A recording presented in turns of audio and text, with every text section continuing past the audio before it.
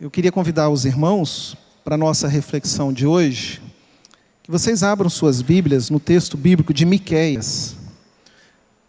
Miqueias, capítulo de número 7. Profeta Miqueias, capítulo de número 7.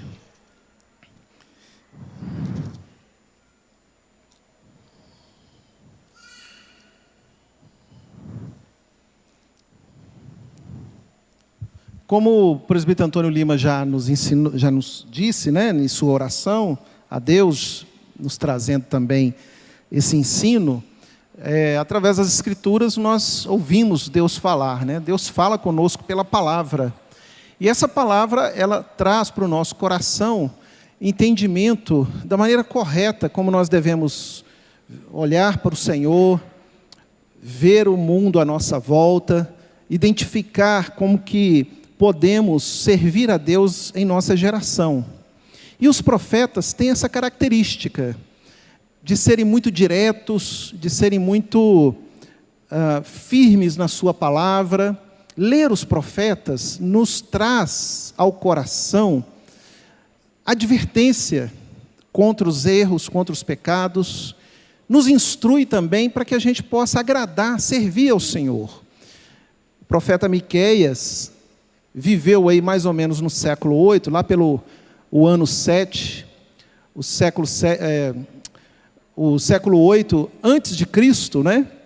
Ele viveu no tempo do rei Uzias, do rei Jotão, do rei Acás, reis que tiveram também muitos desafios, principalmente na área espiritual. E ele faz algumas denúncias naquela época, lembrando, né, que aquela nação era uma nação teocêntrica, ou seja, o governo de Israel era um governo focado em servir a Deus, na lei de Deus. E eles se desviaram em diversos momentos da sua vida como povo de Deus.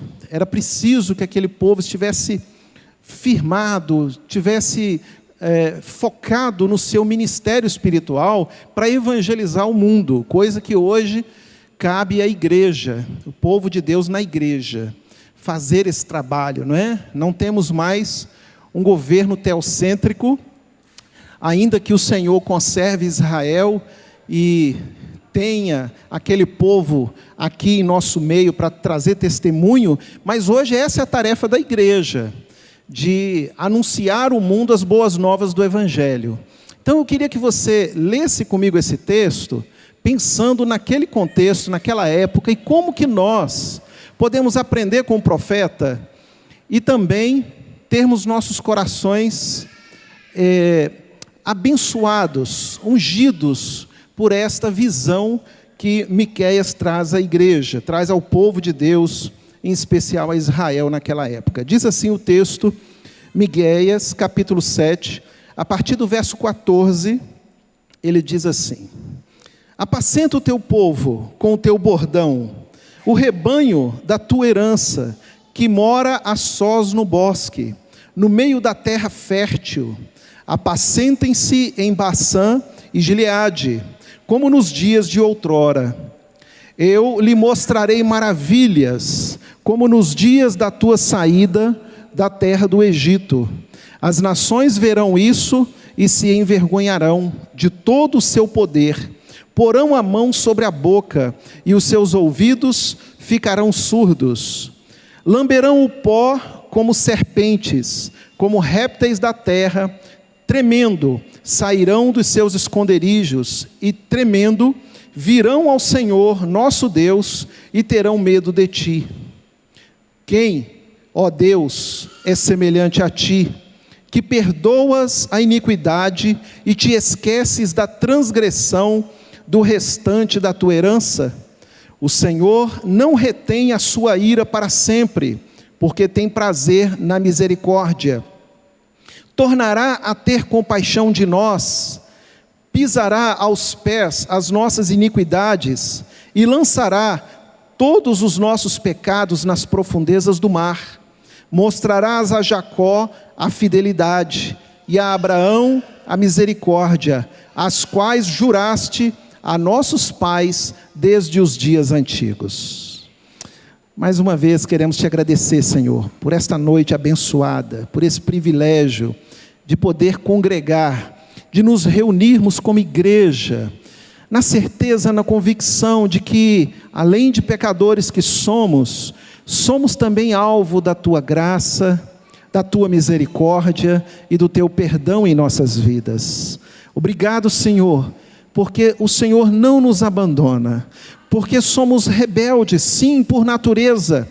Muitas das vezes o nosso coração se rebela contra o Senhor.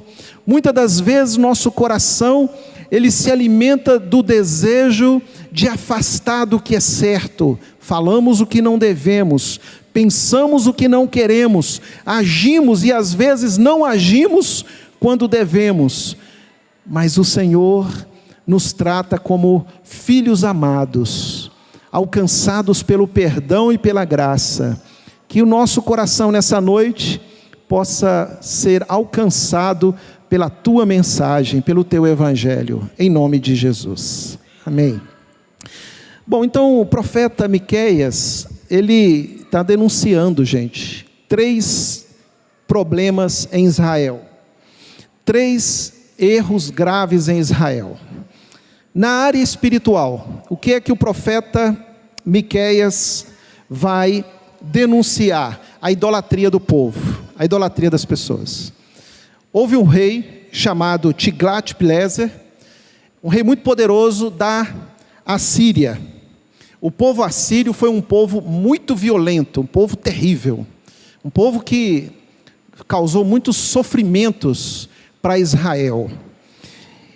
E no medo, para poder agradar o rei, então Acás, que era rei em Israel, mandou construir um deus chamado Baal para agradar o rei que vinha fazer uma visita naquela região, naquela terra.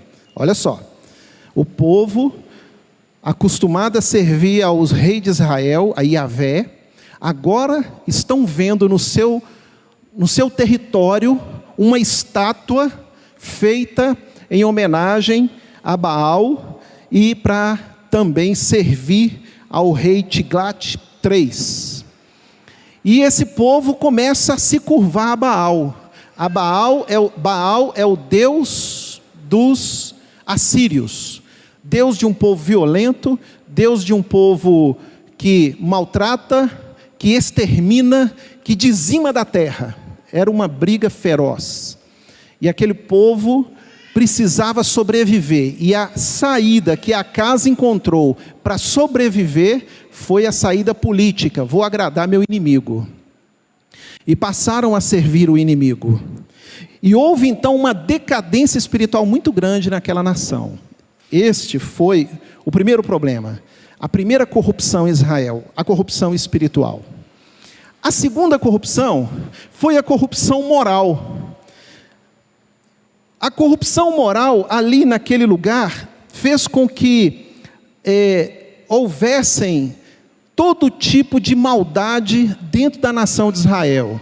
Por conta desse conflito, metade de Israel ficou ao lado de Acás para poder se curvar a Baal. Uma outra parte não concordava. Por isso, houve um conflito dentro de Israel. Uma parte da nação aprisionou a outra. Então, veja bem, olha que cena. Tenta imaginar, entra naquele contexto. Soldados israelenses do norte aprisionaram soldados israelenses do sul e levaram cativos para a Babilônia, para a região da Síria. E eles iam passando na porta do profeta Obed. Então é como se soldados amigos, gente conhecida, jovens conhecidos, um prendesse o outro, amarrasse e saíssem arrastando. Os soldados do norte de Israel, montados no cavalo, puxando os seus irmãos de fé, arrastando eles pela nação afora, para levar prisioneiros. E eles vão passar na porta do profeta Obed. Obed foi também contemporâneo de Miqueias. E quando eles estão passando na porta de Obed, Obed vê aquela situação e ele grita: o que vocês estão fazendo? Vocês estão loucos?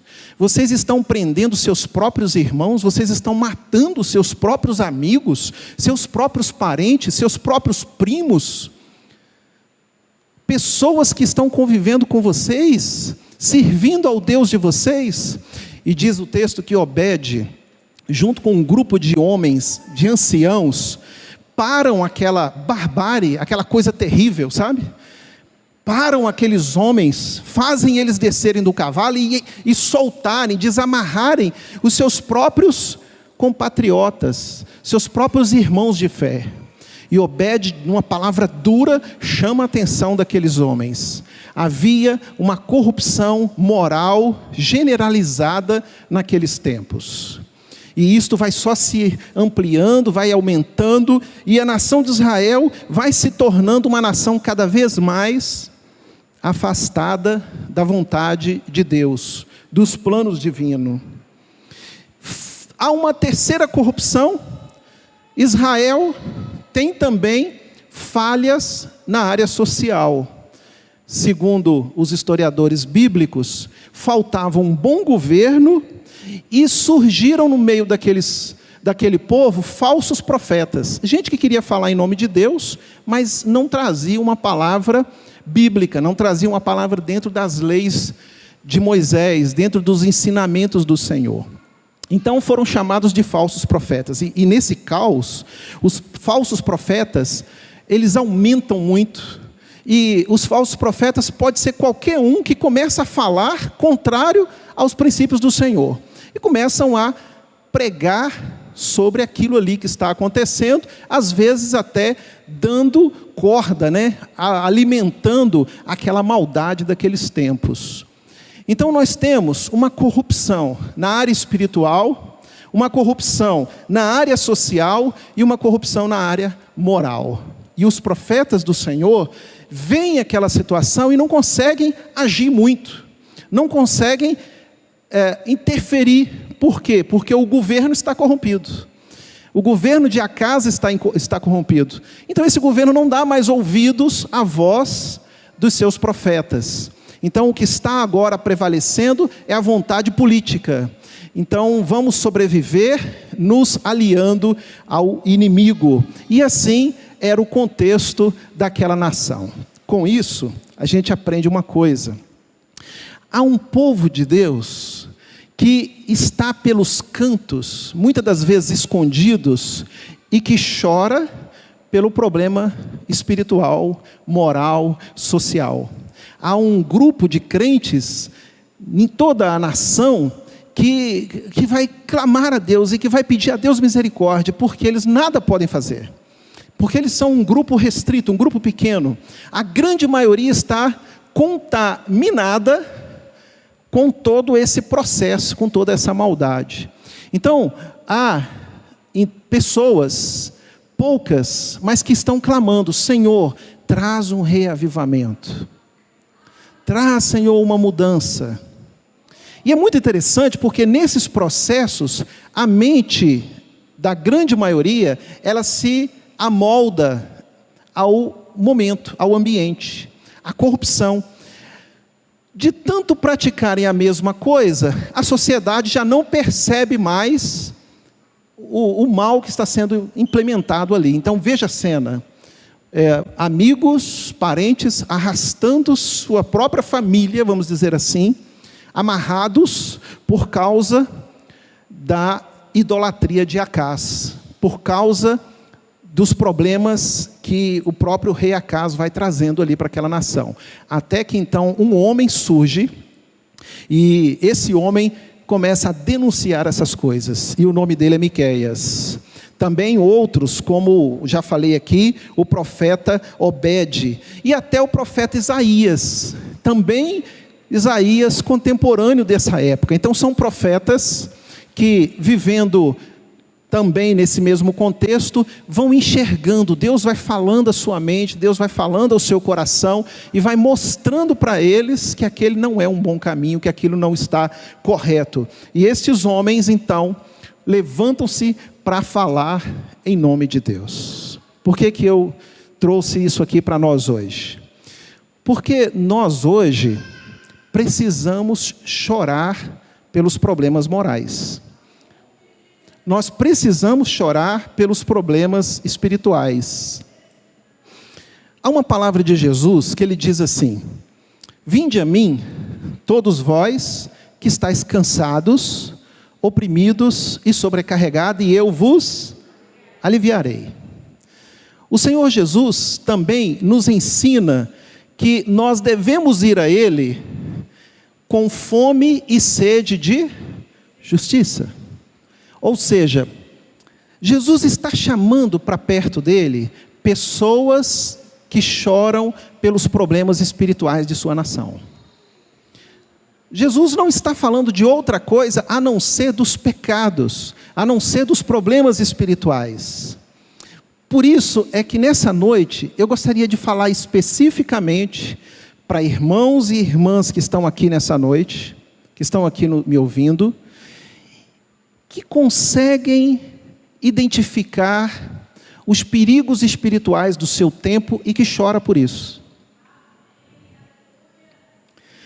Gente que não se conforma com o pecado. Você que, mesmo vivendo num país chamado de laico, e aí, numa outra oportunidade, né, se Deus permitir, podemos falar sobre isso, mas que de laico nada tem, na verdade, é uma força ateia, tentando conduzir todas as mentes do país, mas que nesse processo veem tudo isso aí, não é, como um grande afastamento da vontade do Senhor. E a igreja é aquela que deve estar atenta com seu olhar, visualizando, identificando o que não agrada ao Senhor. Portanto, se há entre nós pessoas que choram pelo afastamento desse país da presença de Deus, você tem aqui um companheiro, e esse companheiro se chama Miqueias.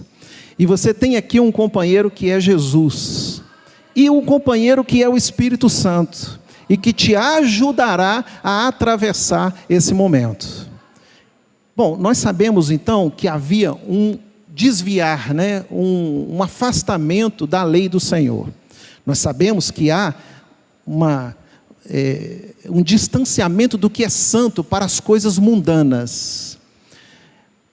E há uma desobediência clara das leis de Deus. Por exemplo, a lei de Moisés diz que não se deve fazer, não se deve adorar nenhum outro Deus, não é? Nenhum outro Deus além de Yahvé. E que não se fará imagem nem do que está no céu, na terra e nem embaixo da terra.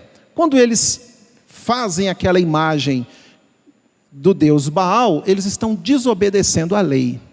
Por que que um povo age assim, conhecendo a lei do Senhor? Por que que as pessoas se curvam tão facilmente? O que há no coração das pessoas que se distanciam tão facilmente da lei do Senhor?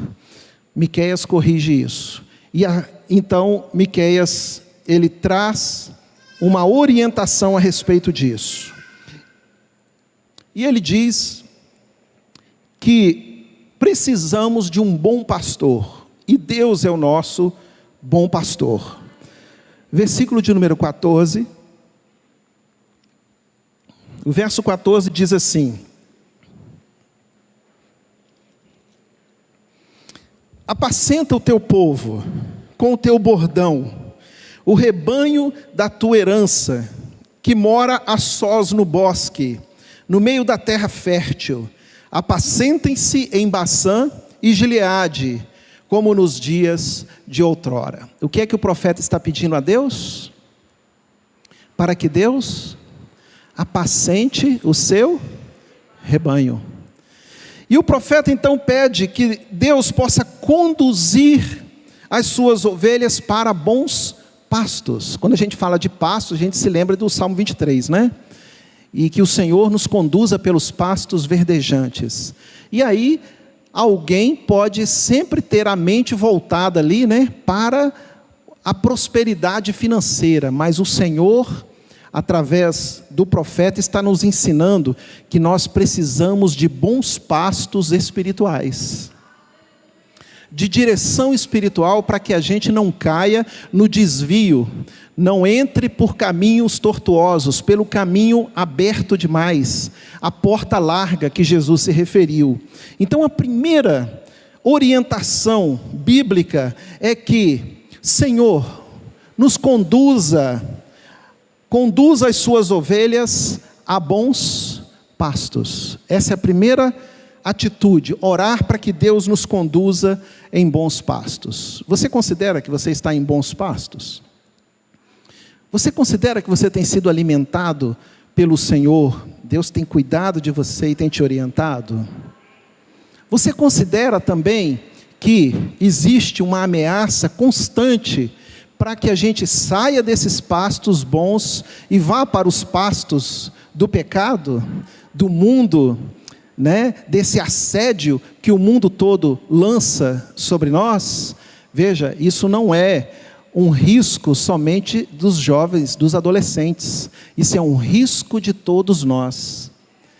E o perigo é abandonarmos os pastos verdejantes para irmos a outros pastos que aparentemente são bonitos, mas podem trazer prejuízos espirituais. E a consequência vem. Por quê? Porque a maldade do mundo, ela não fica impune. A maldade do rei Acás, a maldade também do rei da Síria, não ficou impune por muito tempo. O Senhor foi lá e agiu sobre eles no devido tempo, no determinado momento. Portanto, não é uma intimidação, mas é um alerta que aqueles que não andam nos pastos verdejantes do Senhor, eles não têm sucesso por muito tempo. Eles não vivem uma vida eterna, uma vida em abundância, uma vida abençoada. Portanto, não é bom, não é recomendado que alguém vá para os pastos do mundo, porque aqueles pastos são enganosos, eles caem, porque o mundo é assim. O mundo, ele não sustenta os seus pastos desta forma. Segundo, o verso 15 nos indica que Deus, o bom pastor, ele está sempre intervindo diante do seu povo com milagres nos momentos de crise. Olha só o que o profeta está orientando, dizendo para o povo. Novamente o verso 15 de Miqueias 7. Eu lhes mostrarei maravilhas. Como é as maravilhas que eu te mostrarei? Como aquelas acontecidas nos dias da saída da terra do Egito. Aí ele traz a memória daqueles irmãos, como foi no Egito, a saída do Egito. Foi uma saída muito dura, difícil. Saíram e se depararam com o mar vermelho, mas Deus foi lá e fez o quê? Abriu o mar. O soldado vinha no encalço, e o que é que Deus fez? Matou os soldados. E eles entraram no deserto, e sentiram fome. O que o Senhor fez?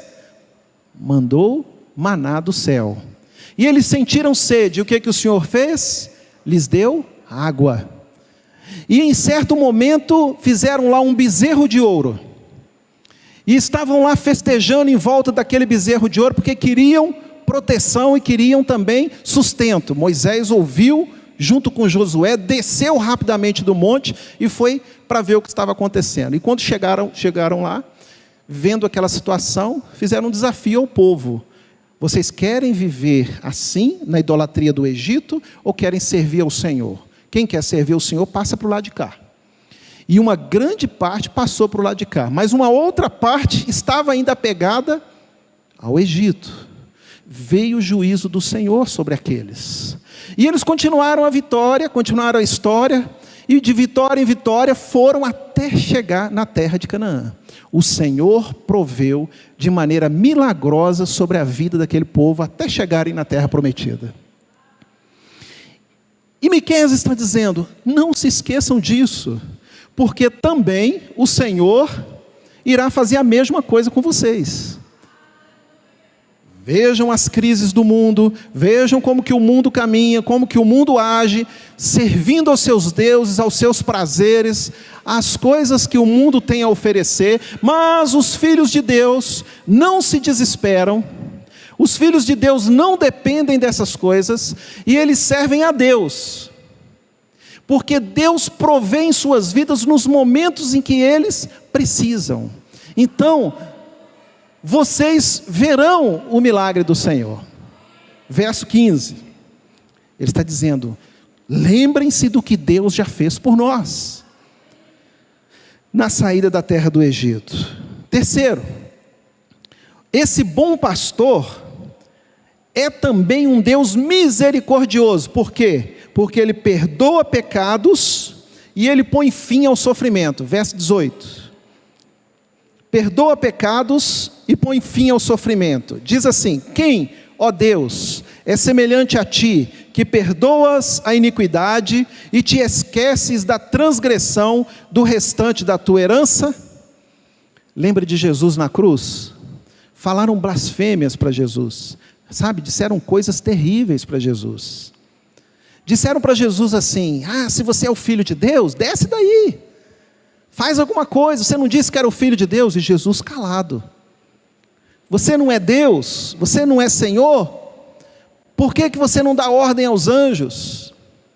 E disseram coisas absurdas, e cuspiram, e rasgaram as vestes de Jesus, e ele ficou seminu na cruz. Insultaram, xingaram, negaram Jesus, e no final, quando ele estava próximo da morte, ele disse: Pai, perdoa o que estão fazendo, porque não sabem o que fazem.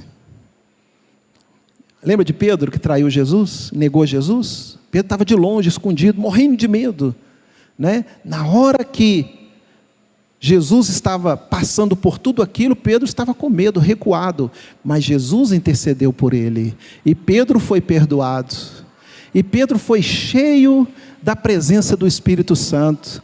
Pedro se tornou um líder na igreja, no meio do povo, e não era uma igreja como nós a temos hoje, não é? Com esta liberdade toda, era uma igreja sofrida, perseguida, e Pedro se tornou líder desta comunidade, e levou essa comunidade a conhecer o Evangelho, a conhecer a palavra, e exortando, ensinando, e estando no meio deles, Pedro fez a vontade do Senhor.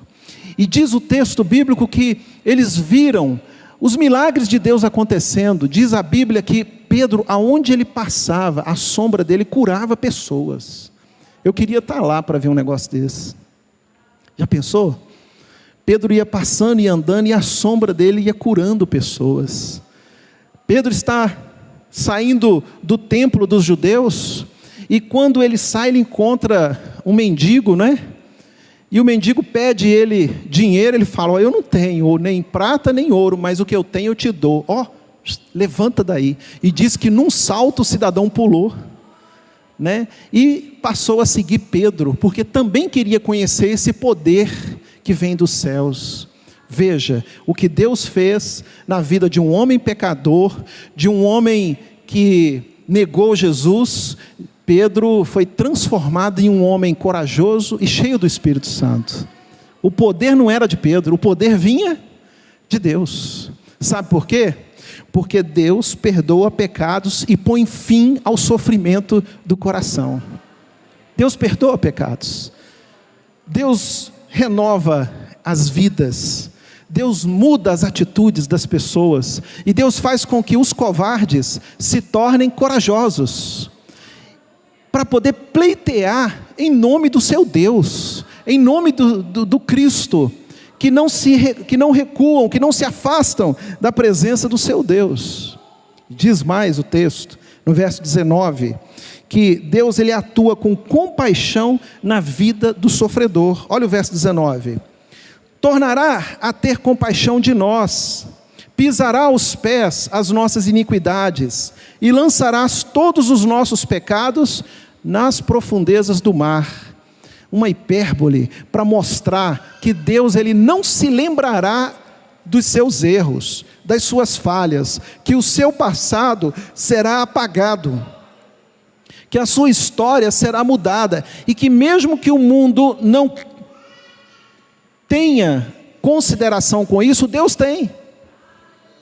E nós nos tornamos então a congregação dos redimidos. Queridos, pastor John Stott diz que o nosso maior problema com Deus é a rebelião do coração. Você sabe o que é rebelião? É vontade de ir contra o que é certo. Você já teve vontade de ir contra o que é certo? A pessoa já te explicou o que está certo e o que está errado, e você teimou, porque lá dentro ficou aquela ira, ficou aquela indignação, vontade de ir contra. Essa é a natureza pecaminosa do ser humano. É por isso que Jesus morreu na cruz. Jesus morreu na cruz por causa da rebelião do meu coração para com Deus, para com o que é santo, para com o que é correto, para com o que é justo. Olha, gente, se não for a graça de Deus, se não for a obra do Espírito Santo, eu não consigo fazer o que é certo. Eu só vou fazer o que está no meu coração, na minha vontade. Portanto, a gente nunca pode dizer para uma pessoa assim: ah, você está querendo isso? Então vai lá e faz o que está no seu coração, porque o coração só tem o que não presta. Diz as Escrituras que enganoso é o coração do homem, mas diz as Escrituras também que o Senhor pode transformar esse coração, e tirar um coração de pedra e dar um coração de carne. Essa é a palavra figurada que a Bíblia usa. O profeta Miqueias está dizendo que este povo pode vir até Jesus, pode vir até o Senhor, pode vir até Yahvé, que era o Deus conhecido na época, que Ele os conduziria a bons pastos, pastos verdejantes, que Ele também iria intervir com milagres, diante de momentos de crises, pois Deus derrama graça sobre a vida dos que o buscam, e que Deus perdoa pecados, não importa quais sejam, desde que confessados, não os cometa mais, e que Deus também é um Deus de compaixão. Deus de compaixão é o Deus que sente a dor do outro, num mundo do lucro, num mundo das vontades, do orgulho, da vaidade, num mundo onde se procura os prazeres e o status. Esse mundo não permite que as pessoas sintam compaixão, porque a disputa é muito grande. Nós vivemos num mundo de muita disputa, num mundo de muita concorrência, e muitas das vezes desleal. Aí, como diz alguém, né, daquele ditado: o que é meu e o que é teu pode ser meu. É assim que o mundo age. Mas quando nós conhecemos Jesus, quando o Evangelho passa a fazer parte da nossa vida, quando a gente quebra o nosso coração, quando a gente se humilha diante do Senhor, então nós passamos a ter compaixão do próximo, porque a gente entende que o Senhor teve compaixão de mim. Como diz o pastor Martin Lloyd Jones no seu livro Sermão do Monte, né? E ele então, explicando ali o que Jesus está ensinando acerca do perdão, ele diz assim: uma pessoa só perdoa se ela entender o quanto ela foi perdoada por Deus. Porque se ela não entender o perdão de Deus na vida dela, ela não perdoa ninguém. Ela precisa passar por um processo de conversão, de transformação do seu interior. São coisas espirituais, são valores espirituais, e que a nação de Israel havia esquecido, porque ela se corrompeu. A nação estava desfrutando de momentos de fartura. Esse foi um dos grandes problemas daquele povo naquela época. Eles estavam com tanta fartura, eles estavam vivendo tão arregaladamente, diz o profeta Malaquias, que a corrupção foi tanta em Israel, e Malaquias diz o seguinte: o povo estava vivendo com suas casas apaineladas. Apaneiladas, gente, era casas com revestimentos de madeira, coisa cara da época. O povo tinha prosperado tanto que as suas casas eram as melhores casas em que aquele povo já morou. No entanto, o templo estava em ruínas, caindo aos pedaços. Os levitas estavam passando grandes necessidades. Daí então o profeta dizer: trazei todos os dízimos à casa do tesouro. A corrupção foi se alastrando ao ponto de que, quando chega lá na história de Malaquias, estavam completamente desestimulados com as coisas espirituais. Afastaram-se, abandonaram e rejeitaram o templo, a casa do Senhor. Mas vem Jesus, logo em seguida, e diz para a mulher: eis que o Senhor está atrás daqueles que adoram a Deus em espírito e em verdade. E diz Jesus para aquelas pessoas que estavam ali, à volta dele o tempo todo, que o reino de Deus estaria dentro deles, que eles seriam transformados e modificados, e eles iriam ter o coração novamente voltados para Deus. E isso aconteceu. E os que foram então evangelizados, que receberam essa palavra, tiveram suas vidas transformadas. E toda aquela corrupção em Israel, e todo aquele pecado, e aquela do culto, da presença do Senhor, em algo mecânico, em algo apenas de formalidade, tudo aquilo caiu por terra, porque Jesus Cristo entrou nos corações. Jesus Cristo mudou os corações. A conclusão que nós chegamos aqui nesse trecho de Miqueias 7, é que Deus poderia reestruturar a felicidade de Israel, restaurar a felicidade e a paz, mas acima de tudo, fazê-los santos novamente. Era essa a vontade que Deus queria em Israel, que eles fossem santos, que eles fossem pessoas capazes de identificar a sua própria miséria espiritual, o seu próprio coração, e então se curvarem e dizerem, como disse Davi: Senhor, perdoa-me de todos os meus pecados. Isso é transformação, isso é mudança espiritual. E é por isso que eu comecei perguntando: você chora pela corrupção espiritual de nosso tempo, de nossa época? Você precisa chorar. Chorar aqui no sentido figurado. Você precisa identificar o distanciamento com que a nação vai da presença do Deus Todo-Poderoso. E você precisa chorar pelas injustiças espirituais. O que é uma injustiça espiritual? É aquela que brota do coração. É aquela que brota da alma. A maneira como as pessoas tratam umas às outras, a maneira como as pessoas vivem no tempo presente. Nós, irmãos, temos que chorar por conta de como anda a moral em nosso país. Nós temos que chorar, não podemos nos conformar com os acontecimentos desse tempo. Como que anda a nossa cultura? São tantas coisas. Como que anda a música mundana? A música do mundo. É uma música que traz crescimento para mim? Quando eu ligo o meu rádio, quando eu ligo o meu som no carro, quando eu ligo em casa, e eu ouço as músicas do mundo, elas me edificam?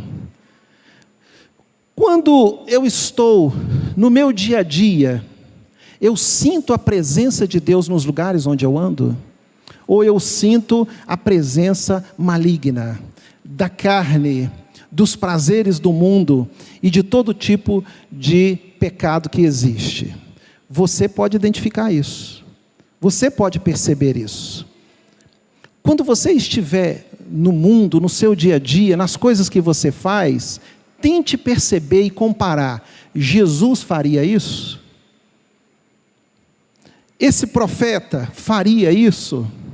Eu devo participar disso? E é interessante que o mundo pressiona tanto, que se você, muitas das vezes, não está naquela rodinha, se você não está naquele ambiente, você é até mal interpretado, não é verdade? É verdade. Rejeitam você. Vou contar para vocês uma história com limitações, porque tem uma câmera olhando para mim. Eu acho que essa é um dos olhares do mundo dentro da igreja. Tem um lado bom, mas tem um lado ruim também. Alguém passou um áudio para a irmã e disse assim: você esteve na casa de mamãe. Mamãe está chorando muito, porque o santo dela sumiu. Você é evangélica. Será que não foi você que pegou o santo de mamãe? Ela tem esse santo já há muitos anos. É o santo que vem acompanhando a vida dela. Não foi você? Talvez foi a outra irmã que também é evangélica. Ou talvez foi a funcionária, a empregada doméstica lá, né? A secretária doméstica, porque ela também é evangélica. E aí, aquela que recebeu o áudio ficou indignada. O que eu faço? Eu vou xingar, eu vou brigar, eu falei, não faz nada. Tenta descobrir o que aconteceu com o santo. Santo fujão, tem que saber onde é que ele está. E aí foi todo mundo acalmar os nervos, né? Se aquietar. E aí veio a resposta. Uma neta esteve na casa da vovó e resolveu pegar todos os santos e pregar nas paredes da casa. Mas o povo só olhava para baixo, não viu o quadro nas paredes. O santo da vovó estava num outro cômodo, e ela achando que o santo tinha fugido. Aí você imagina a confusão na família. E aí, aqueles que me pediram orientação, eu disse: não fala nada, fica quieto, descubra o que aconteceu e só explique. Mas depois vieram tantos pedidos de perdão, achamos o santo, estava na parede. O santo estava na parede. Irmãos, o evangélico bíblico passa por essas coisas. O crente passa por acusações. O crente passa por insultos. Por quê? Porque ele pensa diferente e ele vive diferente. O problema é quando nós não somos acusados de nada disso. O problema é quando nós não sofremos por causa disso. Você sofre por causa das coisas desse mundo, por causa das coisas espirituais, então você está no caminho certo. Você está no caminho certo, se você sofre pelas coisas espirituais. Diz as Escrituras que nós não podemos sofrer por sermos ladrões, roubadores, etc. Mas nós podemos sofrer em nome de Jesus. Porque há uma bênção de Deus conduzindo a nossa vida. Podemos enxergar a corrupção à nossa volta?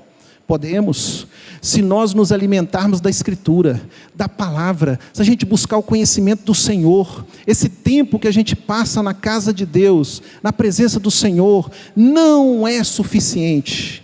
Você tem que se alimentar da verdade. Lembra de Josias, com 8 anos de idade, tinha um tutor, e a nação estava completamente desviada, não conheciam a lei de Deus, mas o tutor entrou no templo, e mexendo no porão, mexendo lá nos lugares, onde se colocavam as coisas antigas, encontraram o rolo da lei do Senhor, e então aquele homem trouxe o rolo para o rei Josias, e começaram a ler, e o coração deles estremeceu, porque eles viram quão distante eles estavam do caminho do Senhor. Nós precisamos ler as Escrituras, nós precisamos ler a Bíblia, nós precisamos restaurar nossa comunhão com Deus, e aí, irmãos, os crentes vão inflamar em seus corações, e aí os crentes vão começar a jogar fora os seus ídolos, os ídolos da alma, os ídolos do coração, os ídolos da mente, e eles vão começar agora a querer buscar o Senhor, e eles vão querer participar das reuniões de oração, e quando se reunirem, vão se reunir para falar os oráculos de Deus, e vão dar glórias ao Senhor, e quando eles sentarem à mesa, não será para beber, não será para poder usarem os vícios desse mundo, mas quando eles sentarem à mesa, vão ser para juntos cantarem louvores a Deus. Essas coisas só acontecem se primeiro acontecer aqui dentro de mim. Aqui dentro de mim. Porque quando essas coisas não acontecem de dentro de mim, eu fico reclamando de tudo. E nada está bom. Por quê? Porque nada pode satisfazer o homem, nada. O coração do homem é um buraco sem fundo, e quanto mais se coloca, como diz o texto bíblico, né, é um saquetel furado, mais põe, mais vaza, mais derrama. Mas quando este homem se curva ao Senhor, e se alimenta da verdade, e se alimenta das coisas do Senhor, ele não só se preenche, se enche, fica satisfeito, como ele começa também a passar para os outros. E a sua vida passa a ser como uma árvore frondosa, cujos galhos dão além do muro, e abençoa os demais. Por quê?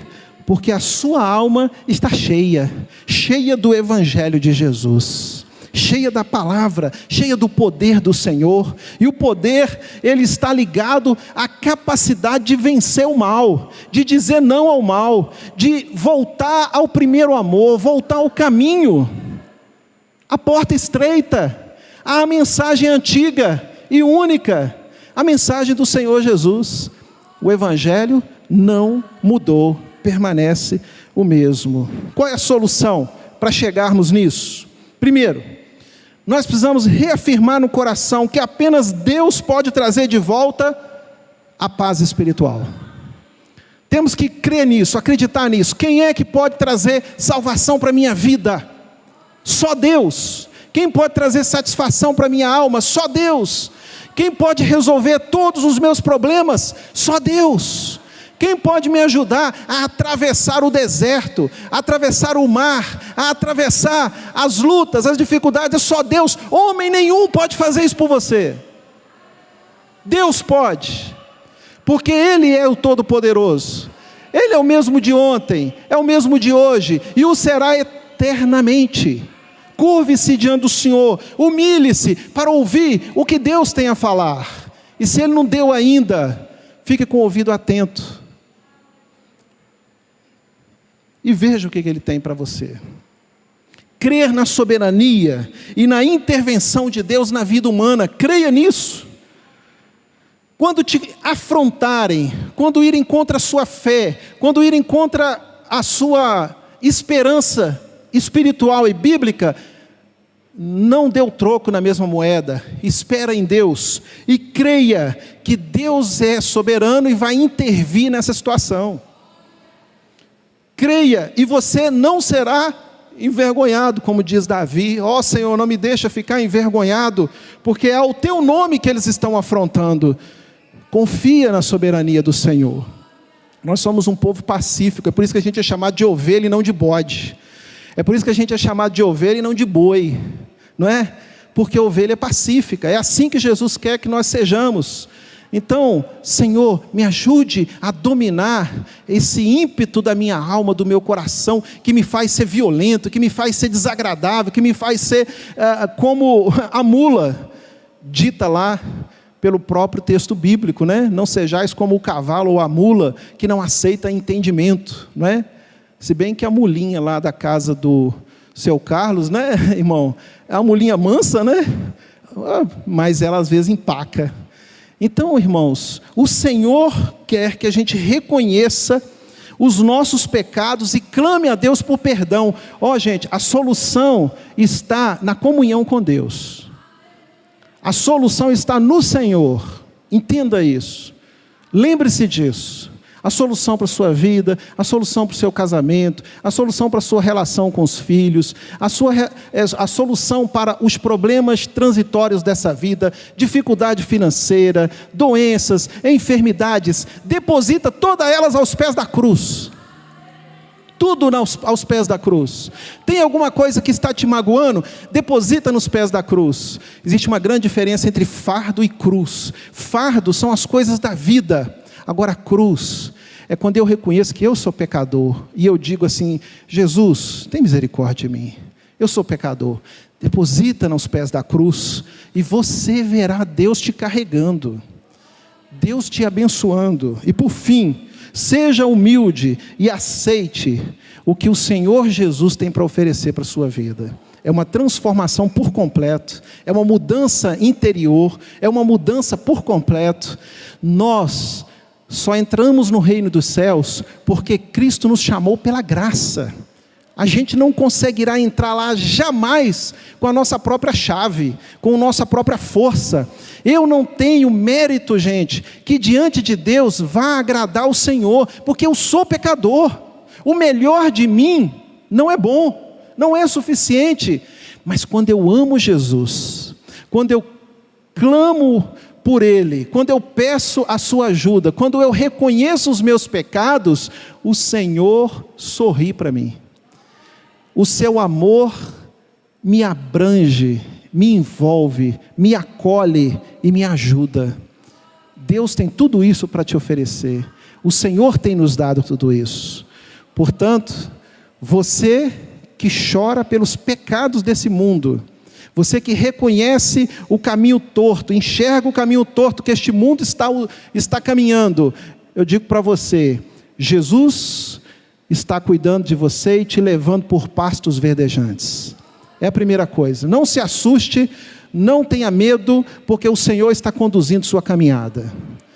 Segundo, se você ainda não viu esses pastos verdejantes, se você não consegue enxergar este caminho tortuoso, peça a Jesus para abrir os seus olhos e para fazer com que a sua vida seja sal e luz nesse mundo.